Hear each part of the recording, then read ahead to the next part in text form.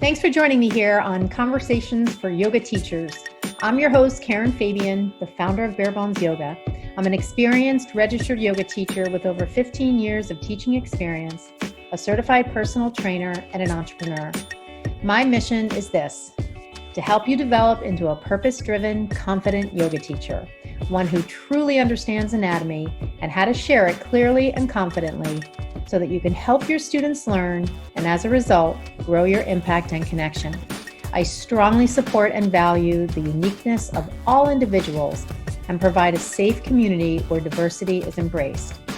Through my mentorship and signature program called the Blueprint Learning Program, I help yoga teachers build their skills in the area of learning anatomy, and along with that, help them learn important business skills and personal development ways of being that will transform them into purpose-driven teachers who make a big impact. On the podcast here, you'll get a blend of both anatomy learning, stories from teachers, interviews with others in the field, and a dose of personal development. For more information and to get on the wait list for any of my programs, see my website, barebonesyoga.com. Hi, everybody. Welcome to Conversations for Yoga Teachers. I just wanted to jump in to do a quick intro for this episode. This episode is going to be an interview, and you're going to hear about it when I launch into the intro of the guest, which will come up next. I wanted to start out this episode by letting you know, if you're listening to this in the week that it is released, which it's being released on Monday, April 12th, 2021, I am hosting a workshop this Thursday, April 15th, 2021, all about hip anatomy. We'll go into the bony structure of the hip, muscles of the hip, movement that the pelvis makes, which is really important to understand as a yoga teacher, and we'll apply it all through different examples, postures, cues, and sequencing. So to sign up for this workshop, which is this coming Thursday, April 15th, 2021 at 5 p.m. Eastern Time, just visit my website, barebonesyoga.com, click the events page, and you'll see the registration link there. And everyone that registers gets my ebook, currently sold on Amazon for $5.99 for free. This is my ebook where I share my own system for how to understand the why behind the cues. You'll get that for free when you register. If you can't make the event live, the replay will be up for 48 hours after the event. I do hope to see you there live, though, because it's a great way for us to go over questions that you have and really make the information come to life. So this Thursday, the 15th of April, 2021, 5 p.m. Eastern Time, sign up for the workshop on hip anatomy. The cost is just $25 only, very inexpensive, and I hope to see you there. Let's launch into the intro for today's episode. Hi, everybody, and welcome to Conversations for Yoga Teachers. I am your host, Karen Fabian, and this is episode 125. So I'm recording this on Monday, April 12th, 2021, and it is the start of a brand new week. So first of all, if you're listening to this on Monday, I want to wish you a really good week, a productive week, a healthy week, and maybe a week filled with even a little bit of fun. I hope to have some of that myself. This is going to be a special episode because I have a dear friend of mine coming on the show, and I'm interviewing her. She's someone I've known for a long time. And recently she has just achieved something amazing.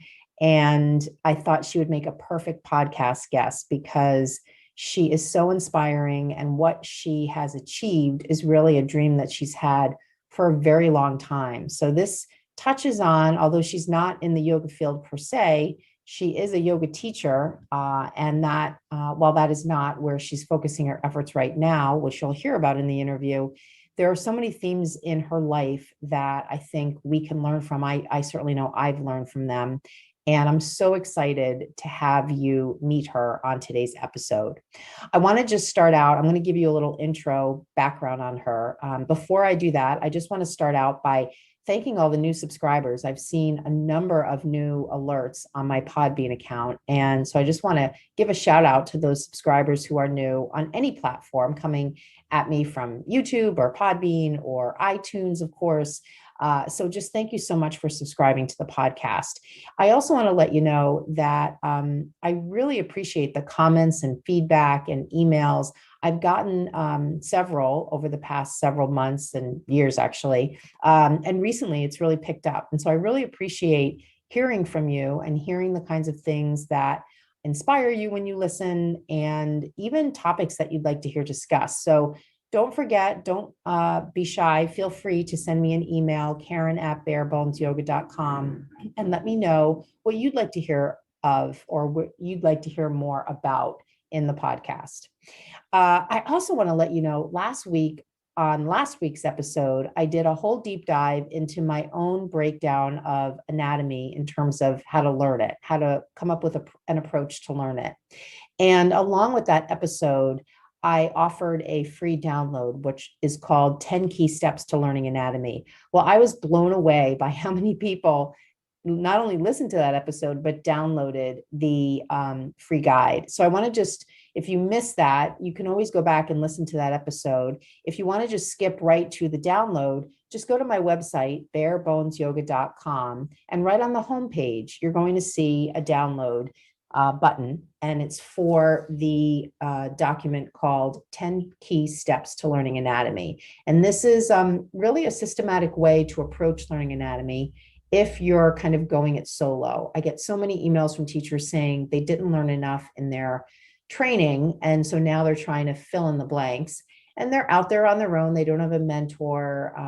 For whatever reason, they're not ready or able to invest money in a training program. So they're trying to approach anatomy, learning it solo. And that can be really hard and really isolating.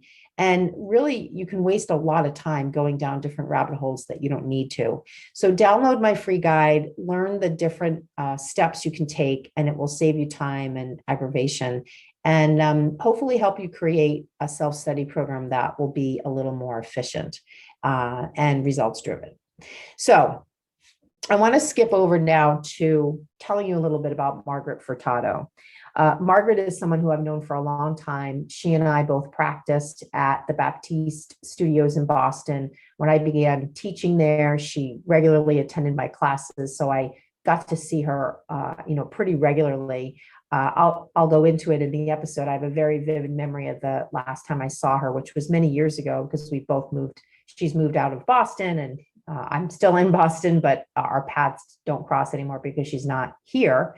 However, due to the joys of social media, I'm able to keep in touch with her, and I've been following her journey as she has gone into medical school. And you'll hear a little bit about what makes that unique. She already had a very well-established reputation and career in nutrition. And she always had a dream of being a physician. And this is a really special story because she and I are around the same age. We're in our 50s. And as you can imagine, many of the students who go into medical school are younger, and she did not let that deter her. And I know from talking to a lot of yoga teachers, especially teachers in my own program, who are over the age of, I don't know, let's just say 35 or 40, sometimes that comes up, the issue of age, the issue of making a change and taking on a new, I guess you could say, role or career, or pursuing something new, especially in an industry that has a lot of younger people. And really questioning, can I make an impact? Can I relate to people? And some of those things that come up. So there are a lot of themes of that in this. There's also, though, a big theme of going after your dreams. And I know, again, for a lot of yoga teachers, they have a dream of being a confident, effective teacher, and they're not quite sure how to get there. And while some of that is semantics, and some of that is kind of the academic, kind of logical steps from a training perspective, a lot of it is mindset. And we go into a lot of this today on the episode. So you'll hear from Margaret about her story. I don't want to necessarily kind of share all the surprises, but she just had a really big win in her path to becoming a physician. And rather than going into that in extraordinary detail, I'm going to let you wait to hear it from her in the episode. She is a registered dietitian, as I said. She's just finished medical school, and now she's moving on, and she has, just achieved a goal that she had in terms of where she's going to be continuing her studies and her training really. So with that, I want to turn you over to this episode. My dear friend, Margaret Furtado, I am so excited for you to meet her, to learn from her. And I really, really encourage you to just open your heart and open your mind as you listen, because her story and the way she presents it and the specific techniques that she used throughout her life to stay on track and stay motivated and pursue her dream. These are all things that all of us can be doing to help us pursue our dreams. So I hope you enjoy this as much as I enjoyed being part of it. And I am so thrilled to share it with you. So let's turn it over. We'll go on to that episode. Let's begin it right now. Hey. Hello. How are you? So nice to see you. So great to see you. I can't even tell you how thrilled I am to have you on the podcast. I'm honored. I can't believe I didn't think of this before. Oh my goodness. It's the perfect time now. Yes. I actually was thinking, how long has it been? Many years. Yeah. And I have to tell you, we're going to just kind of dive right in here. I've played with various formats where I have a chit chat with someone and then I kind of cut that all out and then start the interview. But I really like it to just be free flowing and organic. Sure. So we'll just kind of use all of this. Perfect. So I'll share with you, I had this vision of you because I was thinking of how long has it been since I've seen you in person. Mm-hmm. And it's so weird how memory works, right? Especially as we get older and kind of think about that kind of thing. And I have this really vivid memory of the Brookline Baptiste Yoga Studio. And I want to say that I was teaching and you were in class, although it could be that I was practicing near you. But I don't think it was that, because I have this vision of seeing you head on, like I was here and you were there. And I have this really vivid memory of you just going through your practice and, just my feeling of like, oh, I know this person versus like maybe other people in the class at the time. And so I just wanted to share that with you. Now it's probably been, oh God, I want to say 7 or 8 years since I taught at that studio. So it's probably been at least that long. I think it's been maybe closer to 10 years, I want to say. Because I left for Grenada to start medical school in 2013. That's right. So but I was living in Baltimore for 5 years. Yeah. And I remember talking to you that day about Baltimore. And I can't remember if you were in Boston for a visit or if you had just left and moved back. Was there a phase where you left? No. I left Boston. I didn't move back, unfortunately. I've always missed Boston since. Yeah. So maybe you were just visiting. Well, whatever it is, it's a long time, and you look exactly the same. Oh, thank you so much. I love you. You do too. Thank you so much. Yeah, really. Thank you. And I see, your engagement on Facebook with all these people. Not only does it keep me to date about what's happening with you, but it's remarkable the number of people that you have a connection with. Are these people from kind of all different aspects of your life? Yes, and a lot of registered dietitians, because I was and still am a registered dietitian, and just renewed my 5-year registered dietitian registration period. So there are dietitians, and I've worked in different hospitals: Tufts, Mass General Hospital, Hopkins, University of Maryland, and before that, a dietitian when I worked in dialysis and kidney disease, and And then also former patients, which is always like, but former patients from many hospitals, from many different places I've worked, wanted to stay connected with me. And sometimes they leave me the most endearing private messages, like, you were always knew, like you always were rooting for me, you believed in me, and you helped us so much, and I can't believe you're going to be your doctor now. You're going to help them too, because you helped us so much as a dietitian, and you saw me for who I was. You never made me feel this or that, and you always empowered me. So that brings tears to my eyes. And then also surgeons, even weight loss bariatric surgeons I've worked with, and sometimes like one of the people, she's a physician, works with obesity, who shared my article.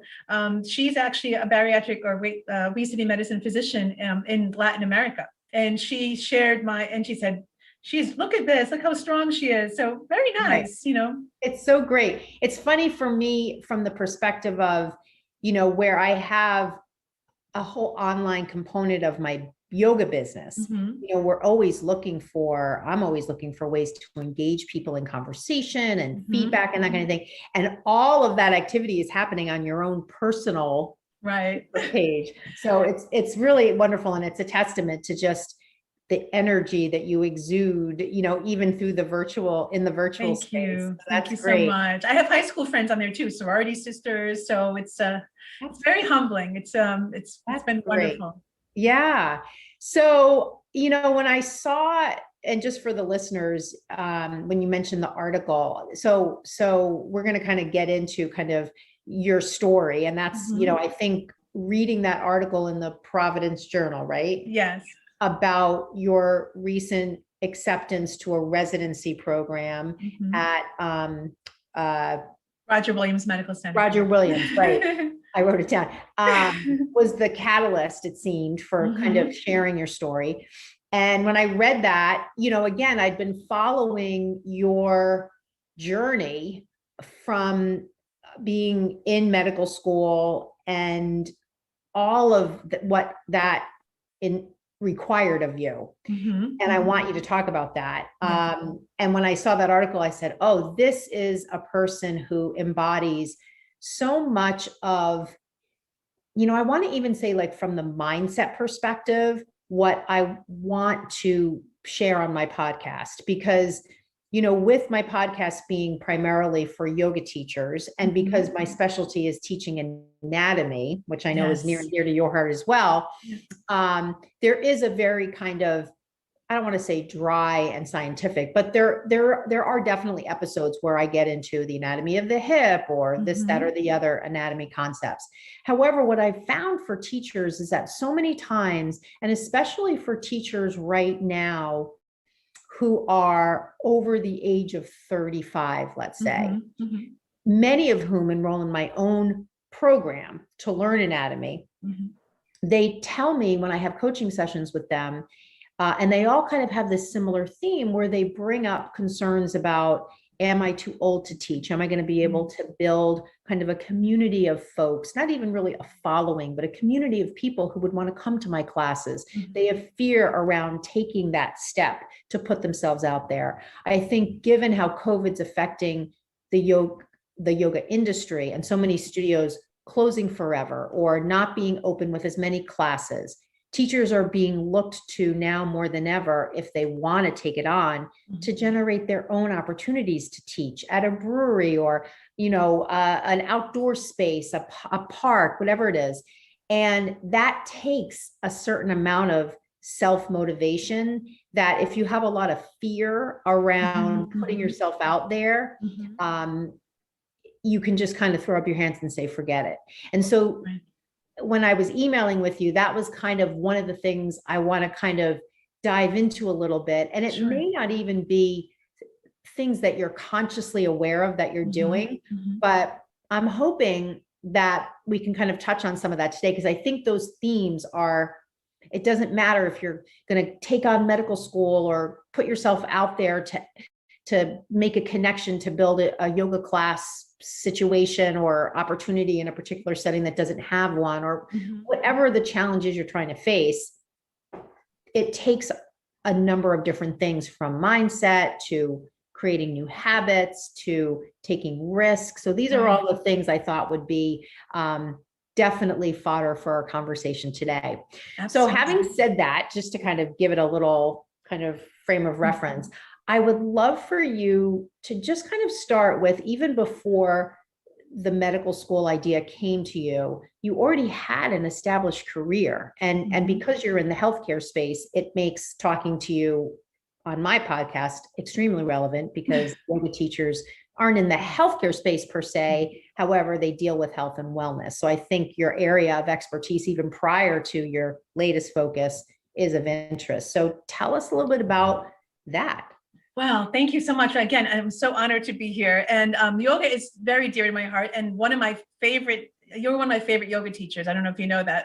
From my Baptiste days in Boston, I remember your classes so vividly at the Boston studio. So, and you've always been one of my favorites. Your energy, and I love that you're younger than I am. But I love that you're mature. We are the same age. Oh, really? Well, see, age is just a number anyway. But I love that you're mature.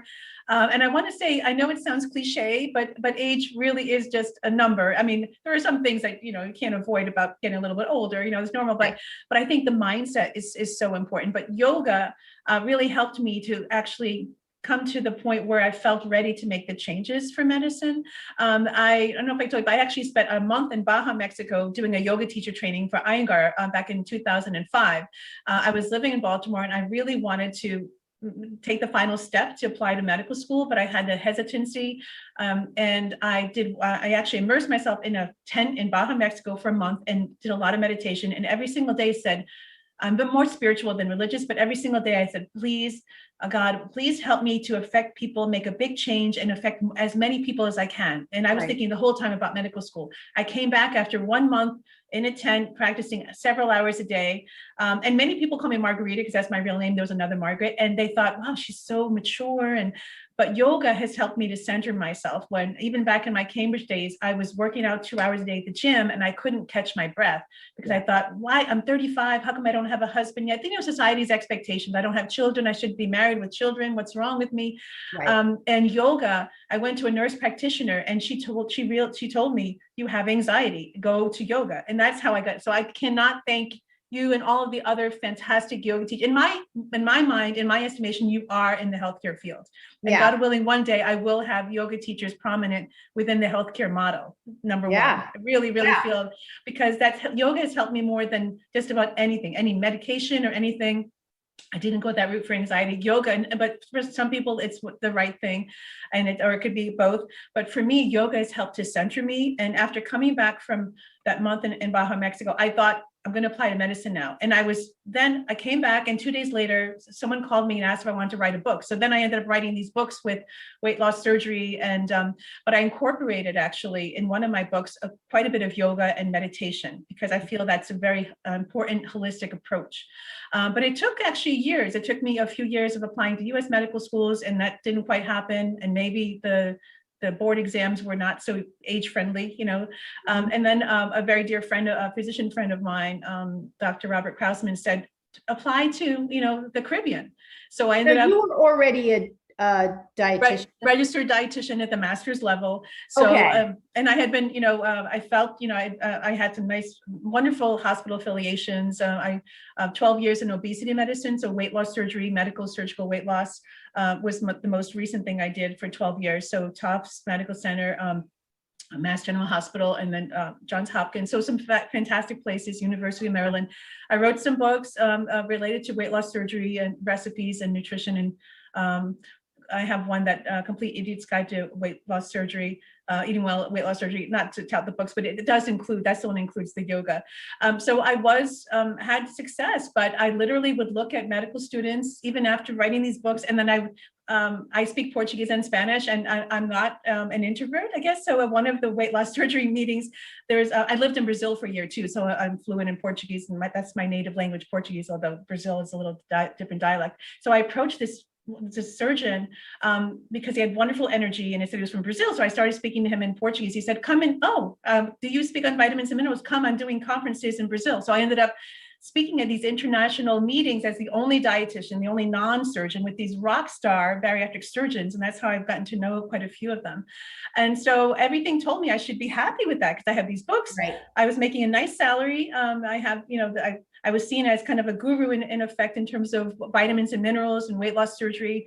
But I kept on thinking, I want to do more. I'd love to have my own center. I'd love to do research with nutrition and obesity. I'd love to have a whole holistic center, including yoga, including acupuncture, which I did for 12 years, meditation and meditation center. And even in my practice at Johns Hopkins and some of the other hospitals, I actually taught yoga to my patients. That's why actually I spent the month in tent in Baja, Mexico, because I wanted to teach yoga to my patients. At the time, it was called New England Medical Center, and now it's Tufts. I wanted to teach them yoga, especially people of size. If they're doing yoga incorrectly, you can do some serious damage if you're repetitively doing something that is not in alignment. Of course, you're the anatomy master. So, but I still felt there was something missing. Yeah. And then my dear friend, Dr. Kraussman, said, I was getting my PhD in nutrition. That's why I went to University of Maryland from Hopkins, because they were going to pay for my PhD in nutrition. I thought, I'll be a doctor and I can teach nutrition to medical students. And my friend said, you keep on talking about medical school and medical students. I think you have too much fire in your belly. You really want medicine. So apply to the Caribbean. So I got the day that I was accepted to St. George's University, it's in Grenada. It's like seen as the Harvard of the Caribbean, if you will. I just cried. I couldn't stop crying. So it was not easy, to say the least. And someone had asked me in a private message, why did it take you so long to finish medical school? I won't go into all the details, but my house burned down at one point in Baltimore. So I was in Antigua at the time. There was something that happened in Grenada that was an attack on me and some friends walking. Someone tried to attack us with a hammer. So I had 7 stitches to my head. So I was fine. It was just a concussion, but I went to a safer island, with all due respect to Grenada. And Antigua took my credit. So I transferred to Antigua. And then I went to New York and did my clinical rotation. So things have taken a bit longer. But honestly, Karen, I wouldn't trade anything for the world, because the day that I saw my diploma, and of course, the day that I realized that I had matched into my dream residency, internal medicine, in my home state at academic hospital, I've always loved Roger Williams, where I always want to take my family there, and I've gone there. I just thought, this is a dream come true. So God willing, I would do an excellent job as a resident, and after that in internal medicine. But this is the culmination of my dream. And they always say, what you really regret is what you don't go for. And I can't tell you how many days I thought, okay, I'm not going to do this medicine thing. It's kind of hard. I'll go back to being a dietitian, which is wonderful and very respectable. But I just felt that I just really wanted to do it. And I just every day kept on dreaming about it. And again, I'm more spiritual than religious, but and people have told me, Margaret, if you have something that you just does not want to let go, this dream, maybe God put this dream in your heart, and maybe for a reason, because you're supposed to do that. So I feel like this is what I've always wanted, and for different reasons, maybe this is the perfect timing. Even thinking about nutrition in my mind, perhaps in a parallel form, because there's not much nutrition in medical school, with all due respect to medical schools. And in Western medicine, perhaps there's not a big emphasis, but there are so many leading causes of death even that can be impacted with nutrition. So God willing, I will make a big impact, in all of my years in nutrition will be a benefit, hopefully, to my patients and the community. Right. It kind of feels like, as you tell your story, and I know it's really just the highlights because there's a lot more detail there. It does feel like, I always kind of think about when I coach yoga teachers and they talk about what they did maybe for a corporate job before they got into teaching yoga, or maybe they're still doing that and teaching. And I always talk about how nothing is ever wasted. And I think about that with respect to your story, is that it's not like nutrition is in a box over there. And just like you said, there's a lot of good reason to, as a physician, be able to speak to nutrition at a detail level. However, it's not integrated in the curriculum that med students go through, and nor do they give them time to study it. I've heard of, I think, a program at Stanford where they take a cooking class or something along those lines. Yes, that's fantastic. And I know people might say, oh, well, you went to a Caribbean school, maybe in some US medical schools, they have more nutrition. But just from the 2 schools I was at, there wasn't, with all due respect, there was more biochemistry. And then in the 9.5-hour board exam that I took that encompassed the clinical rotations of medical school, 320 questions, there were about 5 questions on nutrition. And Wow. for whatever reason, that's the way it was.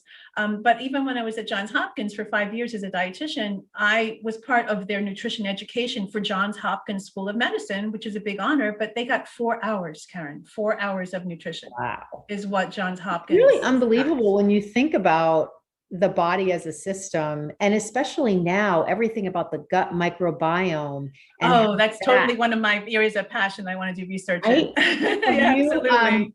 Have you read Fiber Fueled by Will Buskowitz? No, I would love to read that. So when you go on Instagram, he's the Gut MD.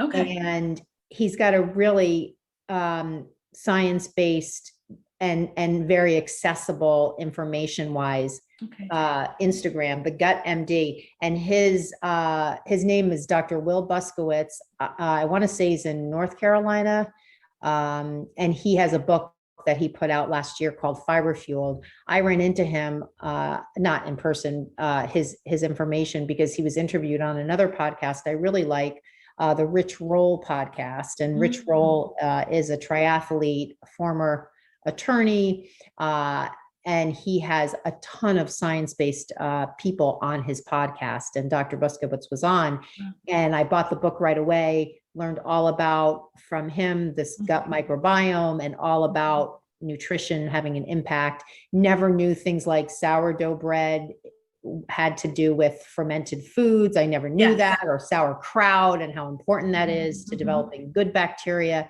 So it's just amazing when you hear stuff like that, and then to hear what you're saying, that there's very little time spent on what you're putting in your body when you're a physician. Absolutely. Even within nutrition, I know just within the weight loss surgery conferences I went to, I was kind of ridiculed at first. I think it was probably about 10 years ago.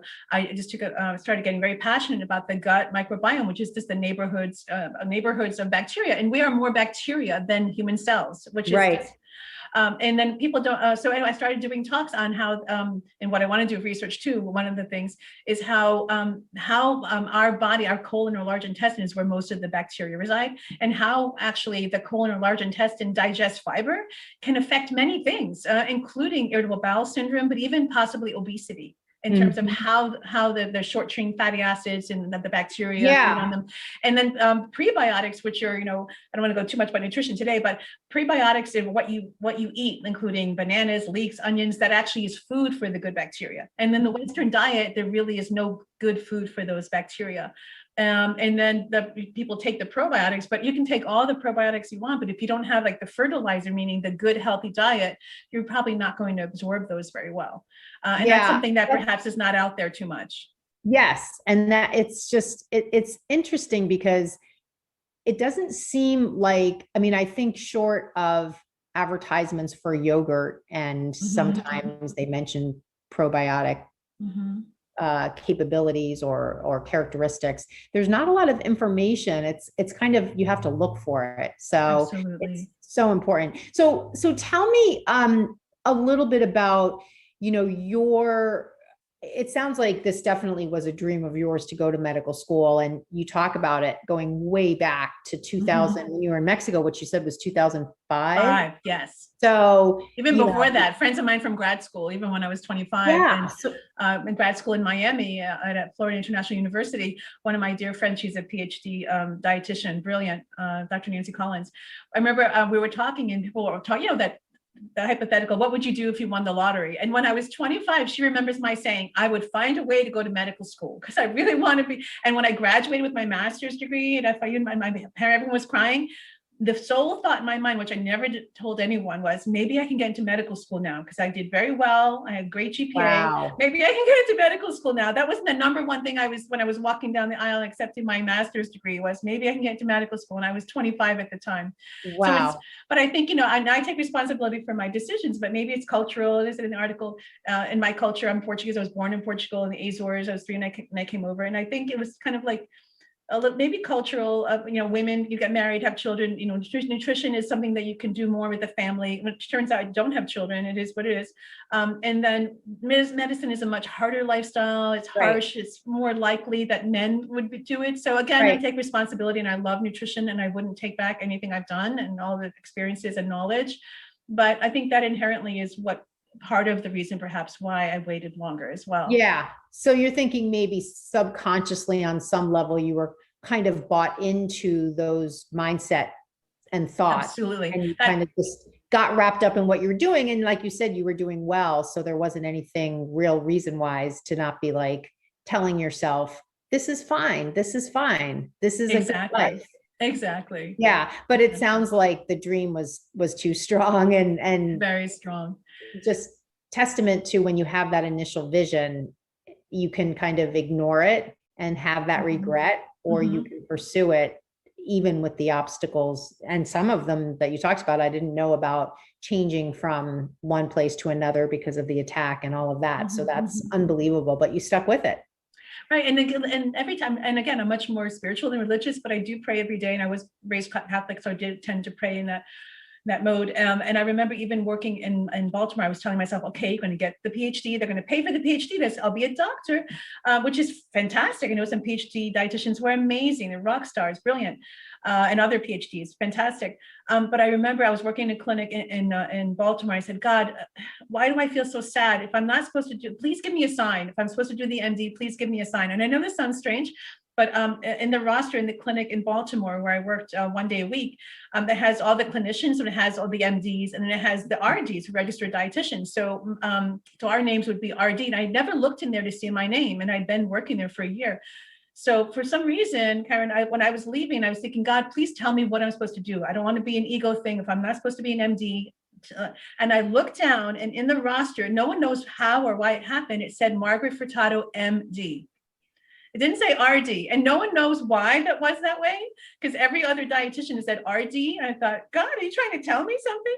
So I just had constant, and even in medical school, and I thought, am I supposed to do this? It's so hard. Please, God, and give me a sign I'm supposed to continue doing this, because it's so difficult. It was like trying to drink from a fire hose at first, all the knowledge and the exams. And so invariably, someone would always come up to me within minutes, either an instructor say, you're wonderful. We're so glad you're here. And your age is such a positive thing. Or another student.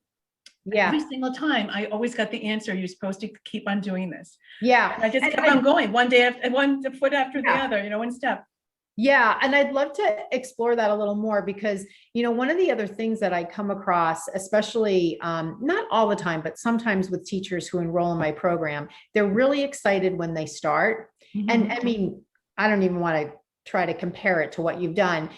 I think though there's that theory of relativity. So whatever you're taking on, whether it's weight loss, or you've just signed up for an online learning program on anatomy, or whatever it is, the trajectory can sometimes be similar. It's just that the intensity of it will kind of be different depending on what you're taking on.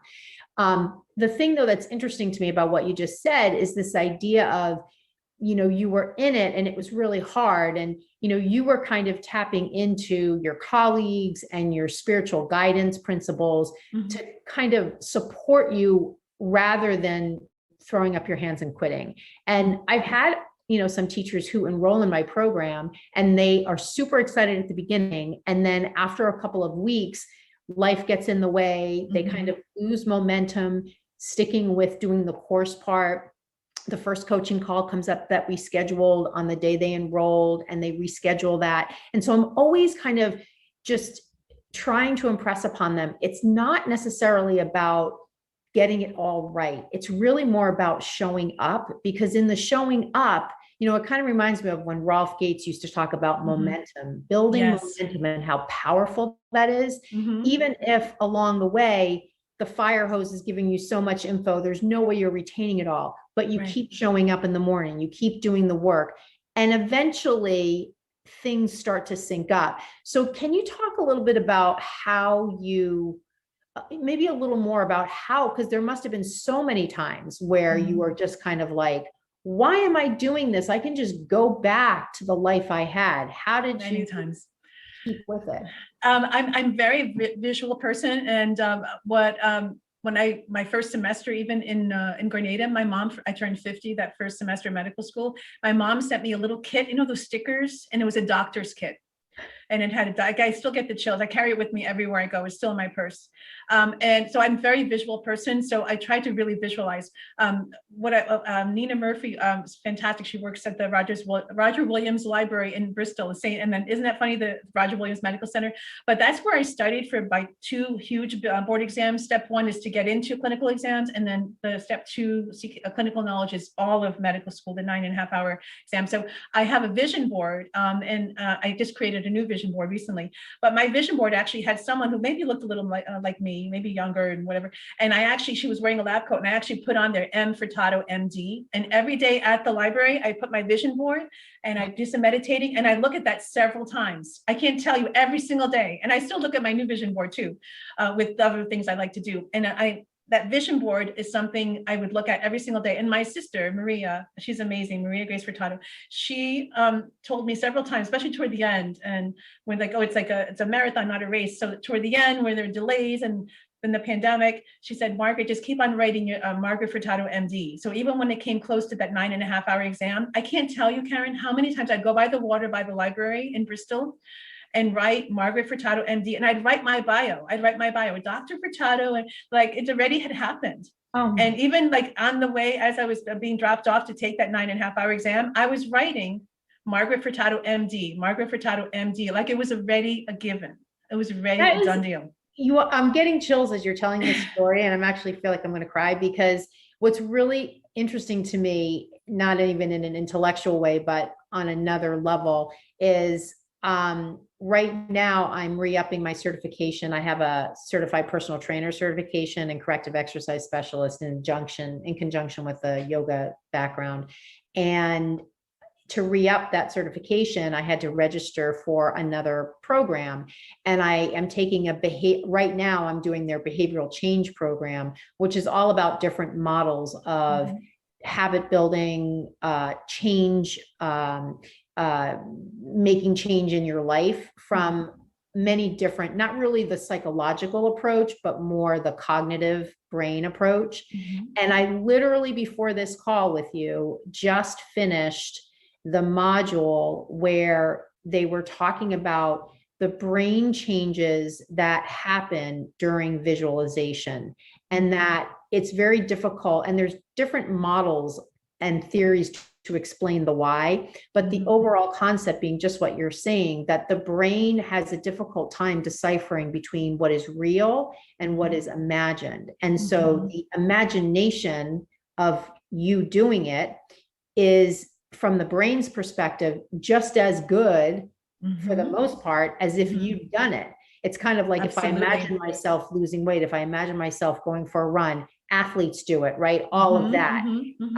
But to think of it in the context. And so I just finished that whole thing, and now you're just talking about it. It's such a synergistic conversation to have with respect to what I just read. So I'm kind of like, this is a sign too. Absolutely. Words matter, both negative and positive. So whenever even I hear friends say something, I won't even say anything negative, because when you say things, I don't like that, the energy, but what you say really matters. So even when I was getting close to not waiting for match day, I'm thinking all positive thoughts, and I'm even talking to a couple of my close friends. I'm like, I'm so happy that I matched. I'm like, well, you don't know yet. I'm like, in my mind, thank you, God for matching. Thank you for this wonderful opportunity. Thank you. And so when I saw the man I had matched, it was like, but a deep part of me had seen it already, almost, just that positive reinforcement. And I try to be what they call relentlessly positive. I watch positive YouTube videos every day if I can.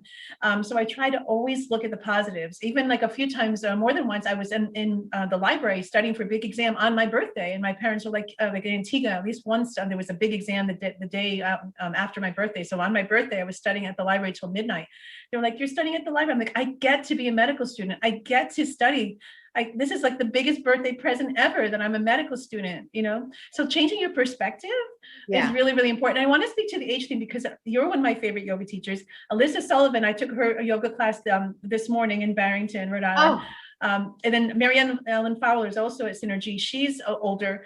And among my favorite yoga teachers, I think the experience, the lived experience. And I worked with Anna Dunwell as a yoga assistant for a yoga and back pain study at Boston University many years ago. And I was humbled to be her assistant.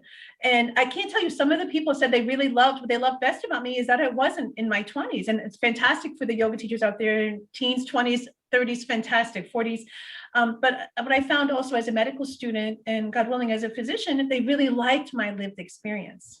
Yeah. They really liked my lived experience. And they felt that I could be a teacher perhaps, or really kind of speak to their experience, and that perhaps I had a little bit more to give because of that lived experience. Yeah. What about with your colleagues, the other medical students? Was there an age gap for you? Oh, absolutely. They were all mostly in their 20s. There was one who was a bit older. And when I arrived in Grenada, it was a beautiful, she's now in Connecticut doing, now she's in psychiatry, and she was a PhD psychologist. Amazing, beautiful, intelligent. But she, in Grenada, she approached me. She said, I'm 37. I think you're older than I am, right? Because everyone here is so young. And I was just, yeah, I'm older. I'm 50 at the time when I first semester. But even like in the clinical rotations, Karen, I was the only one, in that age group, I'll say in my 50s. Now I'm 57, but I was 56 when I finished medical school. All of my colleagues the average was in the mid 20s. The oldest one I knew, she was in her early 40s. And so many of them came to me almost like a mom, and ironically, I chose to do a 3-month, like really difficult boot camp type surgery rotation, which was 5 a.m. to 8 p.m. and 11 overnights that I never slept. I stayed up and did all my notes and helped the residents.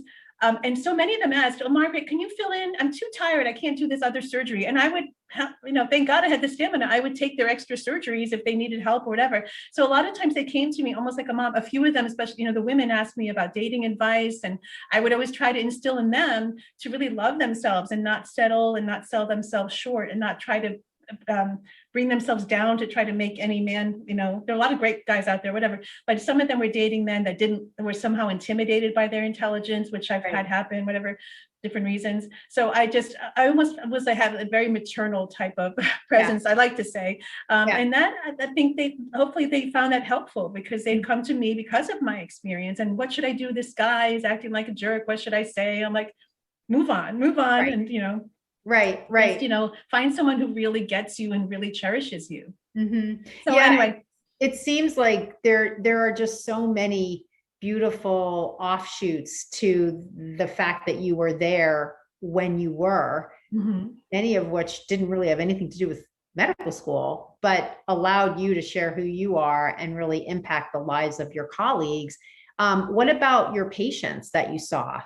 How did I can't tell you how many patients liked that I was older. And some of my younger colleagues perhaps didn't like chatting with them as much and kind of like wanted to get the diagnosis. That's fine. And, some of them are, I'm sure, are doing very well and are great physicians. But in addition to doing the physical exam and all that, I really wanted to get the connection and get the full history and really chat a bit more if I could.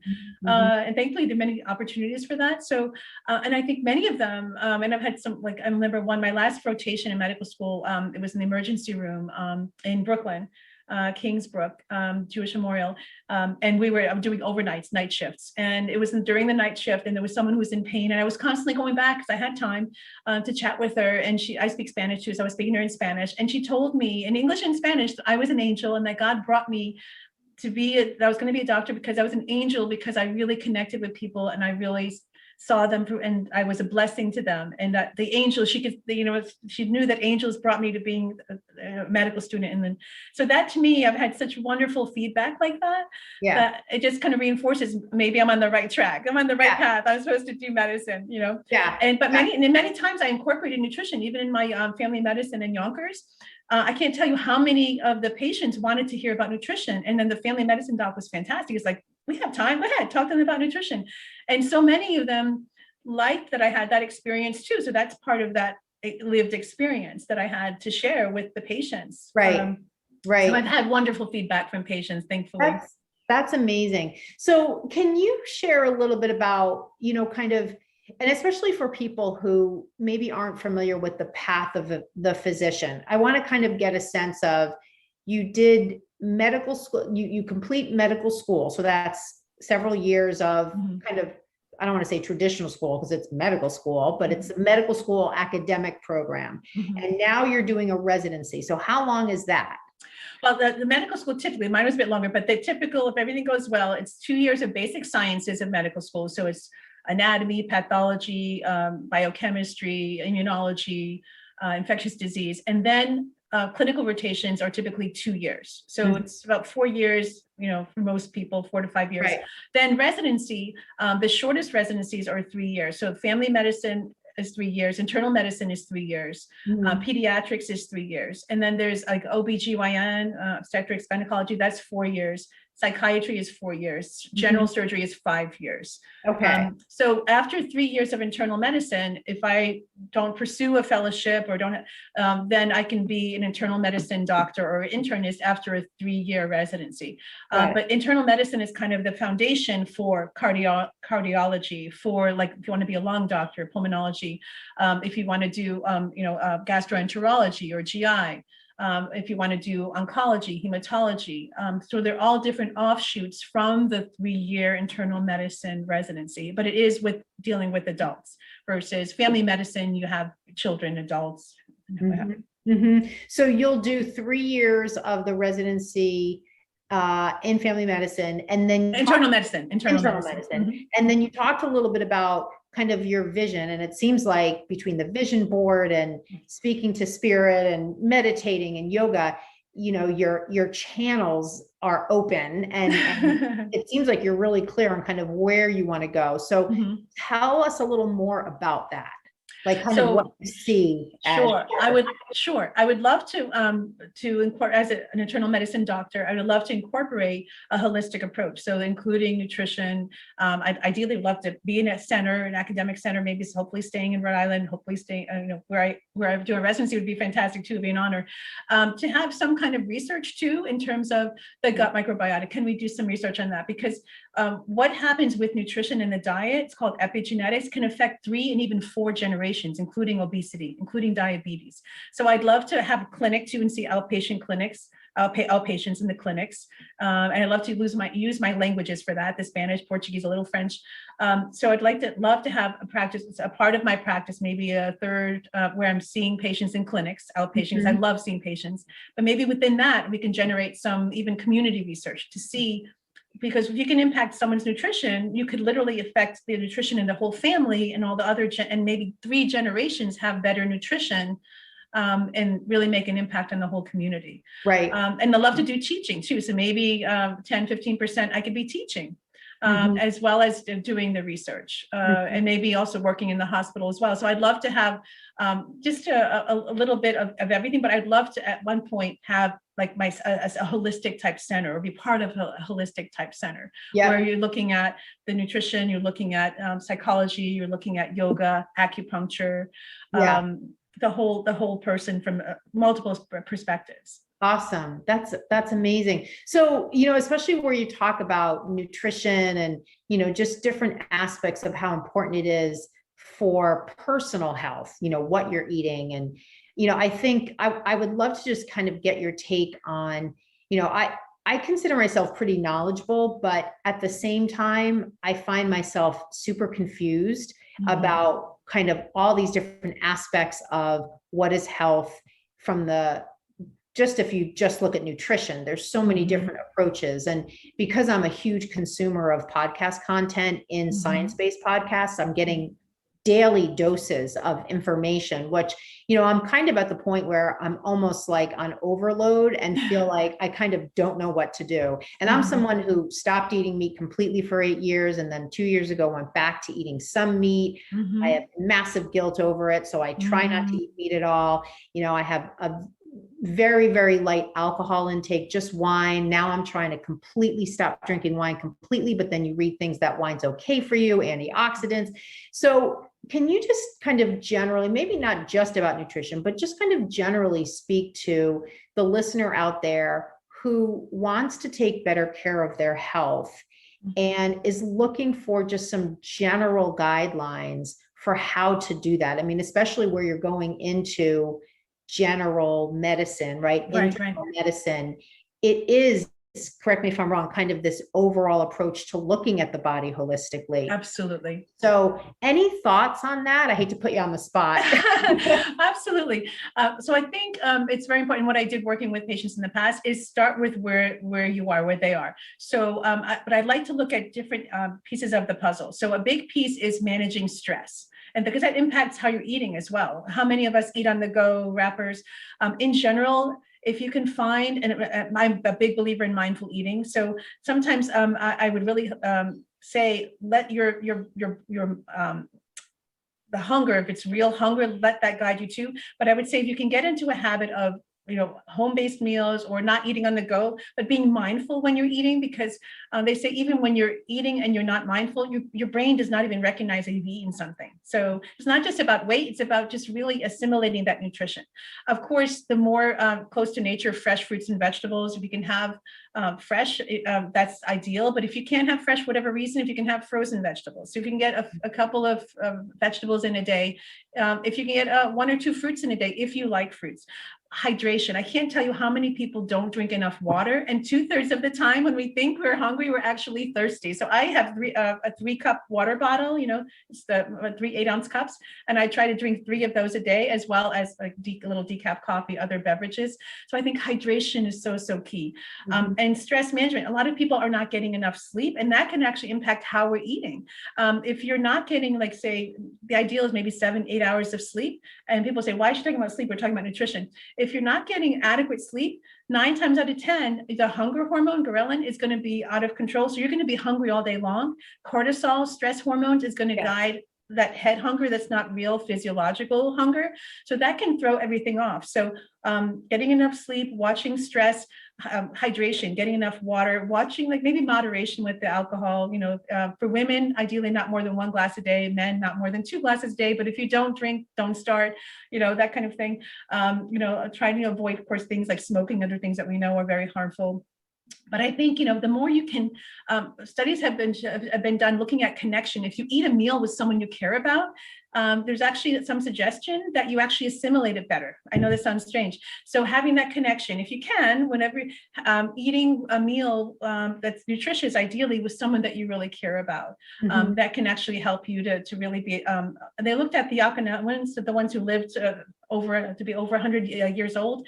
Connection was part of it, as well as eating close to nature. Of course, watching the traditional Western diet of the saturated fat, maybe not having as much of that, but also portions. If you are going to have that, usually the palm of your hand or a deck of cards might be enough for you.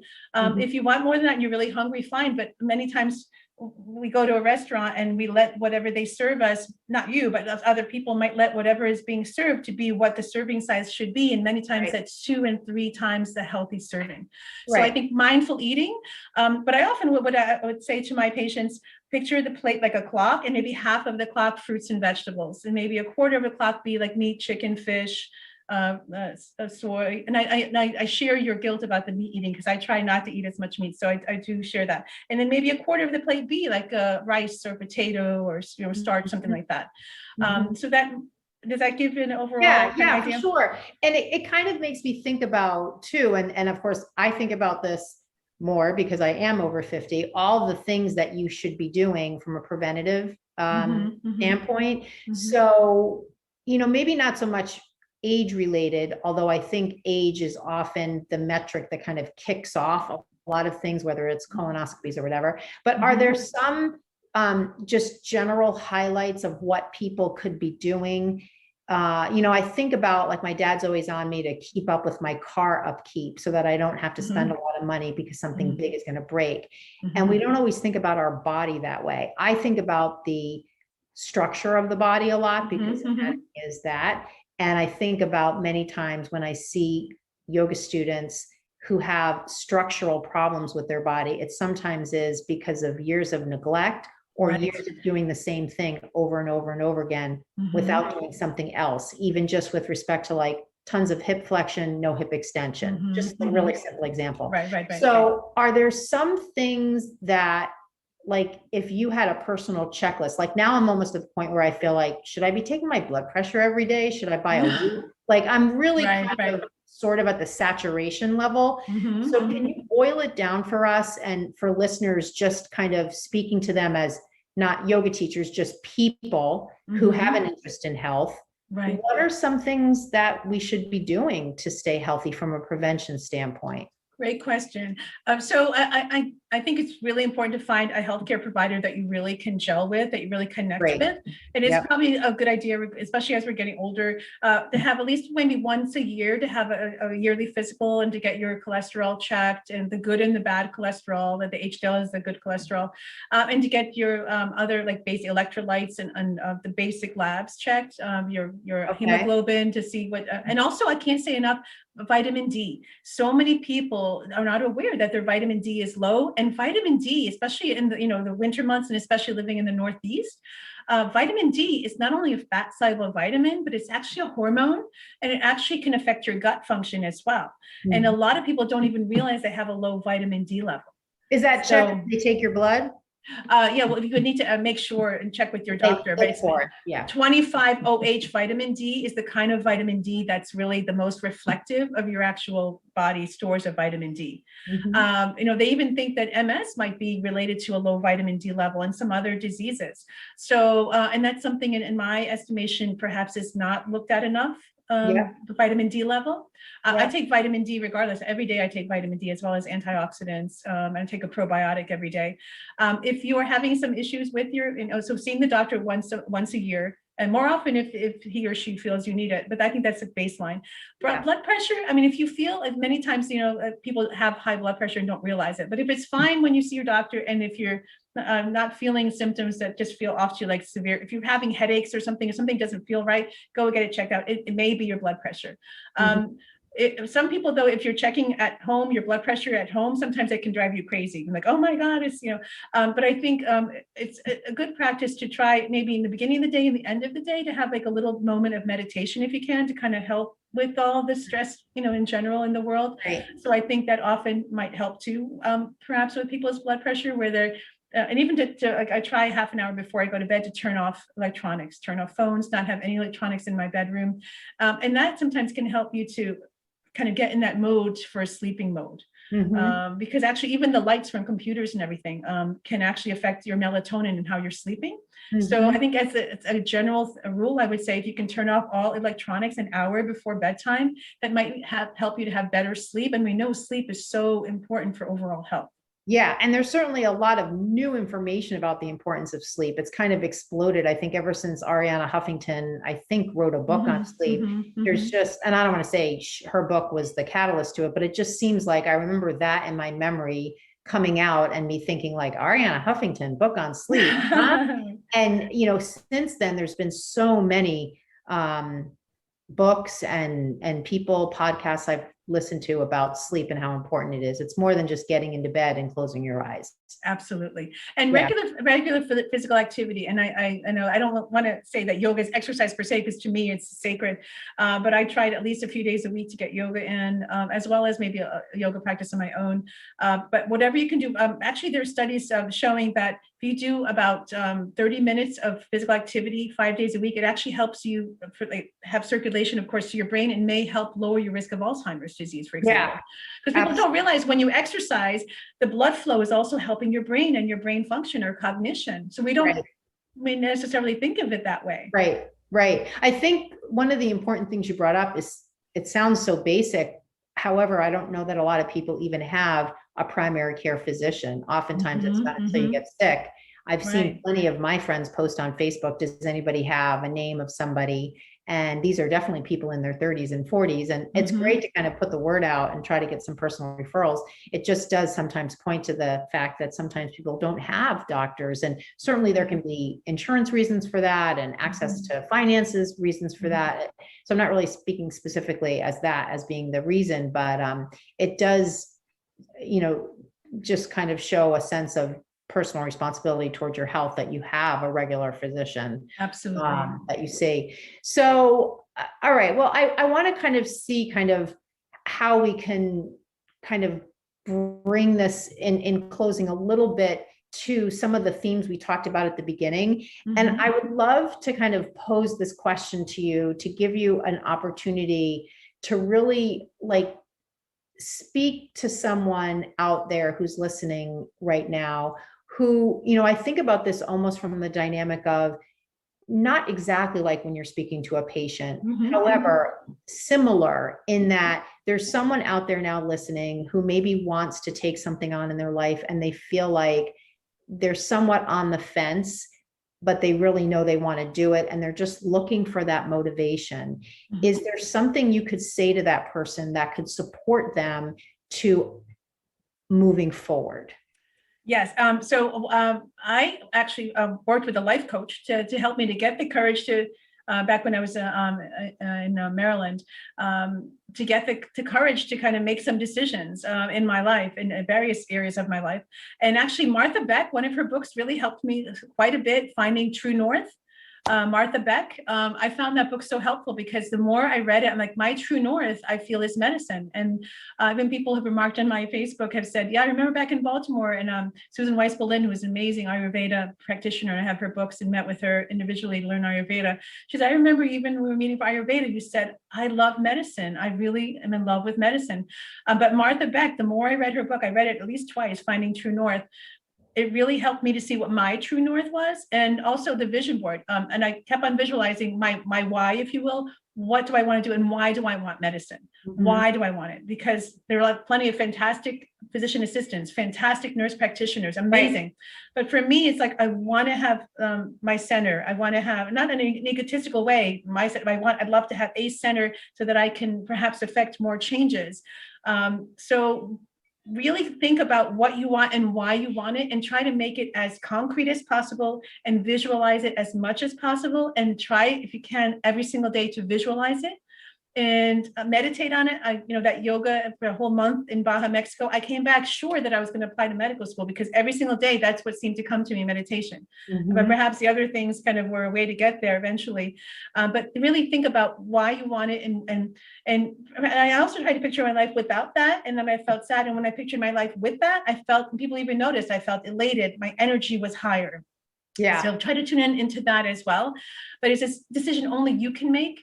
And dream big. Don't be afraid to dream. I have other dreams. I'd love to be Surgeon General one day, dear. Okay, I said it. Because I'd love to affect change and have more hospitals growing plants on their the roofs, like in Boston, and have more like coupons for pharmacy with farm, like to have more fruits and vegetables and to affect major changes on a big level with nutrition in our country. So I said it's one of my big dreams. So dream big and act like it's already happened, and really think concrete, and don't let age factor into that decision. And think of all the positives of what you could bring, and already, as much as possible, visualize yourself already having attained it and what you're doing while you're. I can't tell you how many times I already pictured myself in the long lab coat, talking to patients. And just keep on thinking like it's already a done deal. Right. Awesome. Awesome. I think you should also be a motivational speaker. So can you carve out a little bit of time in your busy schedule? I would love it. I would love it. Start a tour, Margaret Furtado world tour, or at least the virtual. I'd be honored. Yes. Thank you for putting that out there. That's something actually, when I wrote my bio, sitting by the water, writing my bio as a physician, I actually wrote that I was also a motivational speaker. There you go. I mean, I could totally see it. And I think that, when I think about your life, if I think about it in kind of a vision, I see like almost like a quilt or a tapestry. There's so much richness to it and so much depth and so many different areas, and yet they're all interrelated. And it's just really just a beautiful, beautiful vision. So, it was so great to talk to you. I feel like I got like this beautiful vibe of energy. Thank you. Likewise. It's been such an honor and pleasure chatting with you, Karen. Of course. Of course. So what will happen now is this whole thing will get buttoned up. I'm going to send you the link, and then you can feel free to share it with, your friends and family, and I'll share it. It'll be out on iTunes and on Podbean and, on my website, and I will just, share it liberally so that people can learn from you and just learn from these life lessons that you've just conquered in your life. And, I'd love to have you back on for maybe the, quarterly update I or would love it. I would love it. update to kind of see. And I could totally see that holistic center happening in Rhode Island. And, I would love it. maybe I'll stop by and teach a yoga class there. I'd love it. I'd love it. I'd love to attend one of your classes. I love your yoga classes and your energy. And thank you for all you do. And thank you to all the wonderful yoga practitioners and teachers out there. Yes. Thank you to the wonderful yoga teachers. You helped me so much back when I had like my first, anxiety and I was my 30s, and yoga has been a very important part of my life ever since. So thank you to you and yoga and all of the amazing yoga instructors out there. Yeah, well, it's a vision to how strong your aura is that I have that memory of you in class. And I don't usually talk too much about auras because I'm more in the science world, but I do have mad respect for all of those things we can't logically understand. I do too. And I really have a very strong memory of that. And I think that there's something there energetically that some people, you just kind of feel their positive aura and it just really sticks with you. So this was great. I will send this to you ASAP, and then thank you so much. A little bit of follow-up after. Namaste. All right. Thank you so much. Namaste. Have a wonderful rest of your day, and I'll talk to you again soon. Thank you so much. Okay. Bye. Thank you so much for listening to Conversations for Yoga Teachers. I am your host, Karen Fabian, and I just want to remind you, if you would like to get on the wait list for my 2 premier programs, the Blueprint Learning Program and my mentorship program, all you need to do is visit my website, barebonesyoga.com, and the links to get on the wait list for both of these programs are right on the homepage. Thanks for listening, and see you on the next episode.